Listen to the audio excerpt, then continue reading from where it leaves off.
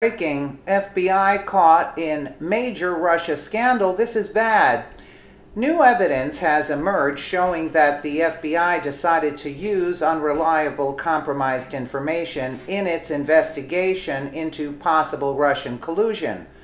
Former Trump campaign volunteer Carter Page testified before Congress revealing that the FBI was using the Democrat finance dossier as the basis of its investigation and interrogations, according to the Washington Times. Mr. Page recently testified before the House Intelligence Committee, which released a transcript Monday. U.S. Representative Trey Gowdy was particularly interested in how the FBI conducted its probe of the Trump-Russia collusion narrative. So, what were the questions the FBI had for you? Asked Representative Gowdy. It was an extensive series of many meetings, but the core foundation, I would say, in terms of the overall structure in March of 2017, was related to those false allegations from the dodgy dossier, responded Mr. Page. He went on to say that the allegations in the dossier, along with the associated investigations, have ruined his energy firm. With no business income, he said he is now living off his investments and constantly having to worry about death threats. There are no sources of income right now. I'm burning through savings right now, he lamented, having worked and lived in Moscow in the early 2000s as a Merrill Lynch banker. Carter Page was one of the primary targets in the dossier besides Mr. Trump himself. The document in question was a product of former British spy Christopher Steele, whom the Democrat-backed opposition research firm Fusion GPS hired to craft the dossier.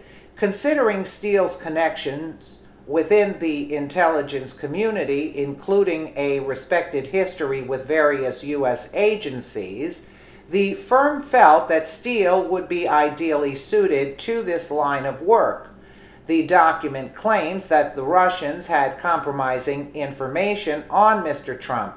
However, recent findings showed that Fusion GPS was paid by both the Clinton campaign as well as the DNC. Mark Elias, a Clinton campaign lawyer, commissioned Fusion GPS through his own law firm, Perkins Coie, to conduct the research. He received $5.6 million and $3.6 million in legal compensation from the Clinton campaign and the DNC, respectively, as reported by Fox News.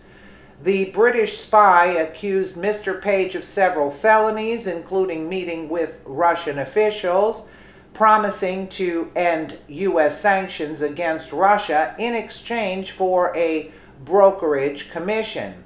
He also claimed that Mr. Page worked with Paul Manafort to hack computers belonging to the Democratic Party. The Trump campaign volunteer denies all the charges, adding that he has never met Mr. Manafort.